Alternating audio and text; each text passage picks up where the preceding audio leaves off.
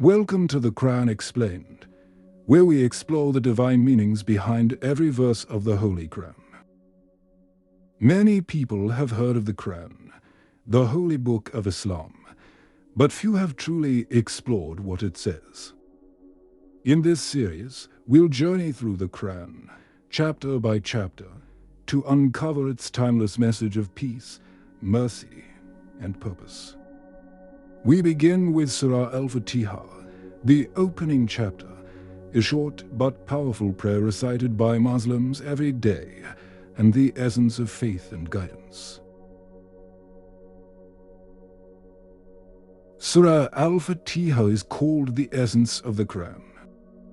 It's short, only 7 verses, but it captures the full message of faith that who God is, who we are, and what we seek in life. This chapter is both praise and prayer, a conversation between the Creator and His creation. In Islamic tradition, it's known as Al-Kitab, the mother of the book, because every theme of the Quran begins here: mercy, gratitude, guidance, and devotion. In the name of Allah, the most gracious, the most merciful. This verse teaches that every action should begin with the remembrance of Allah, the source of all mercy.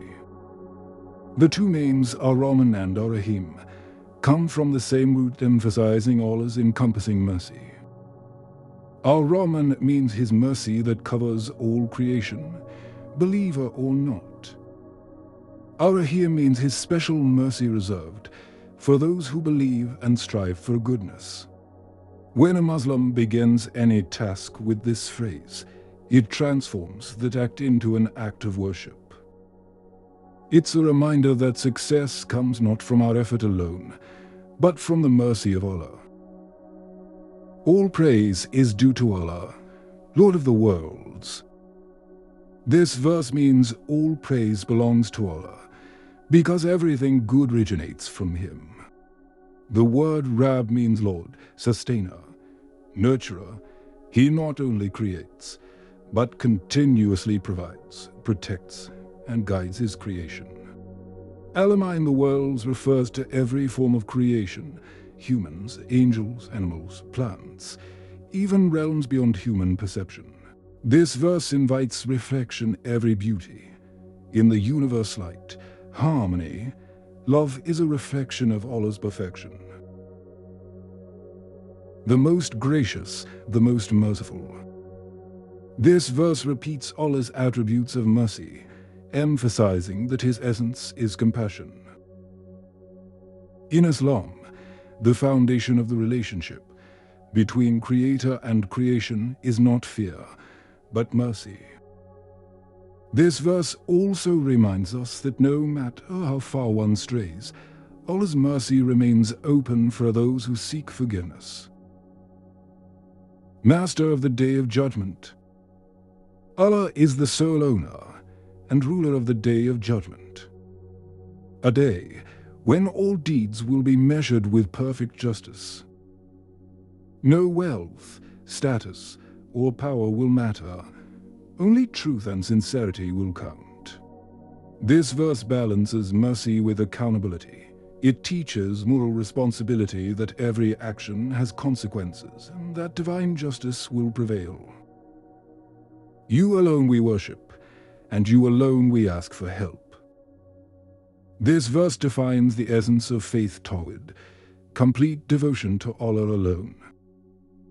The phrase "you alone" is placed first in Arabic for emphasis, meaning only Allah deserves worship, and only Allah is the true source of help.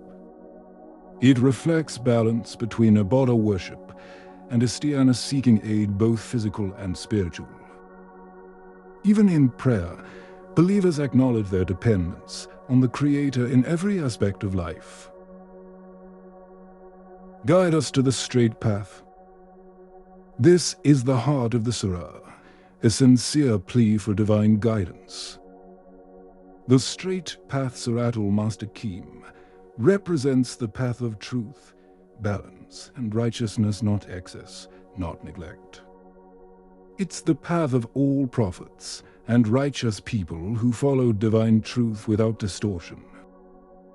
This shows that Islam is not a religion of blind ritual, but a living connection that guides every moment of human life. The path of those whom you have blessed, not of those who earned your anger, nor those who went astray. This verse defines the straight path by contrast.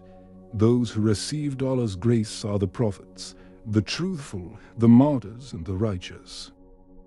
Those who incurred anger are those who knew the truth but rejected it.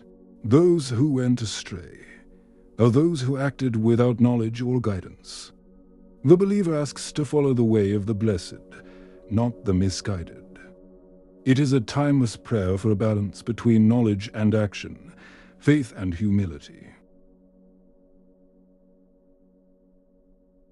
Surah Al-Fatihah is the key to understanding Islam's spiritual essence.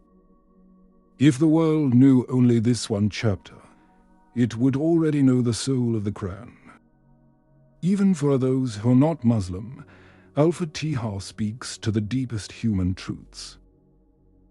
We all seek meaning, purpose, and peace.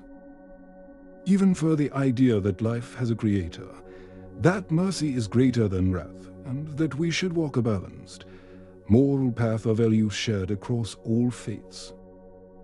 This chapter invites everyone, believer or not, to pause, reflect, and connect with the source of mercy.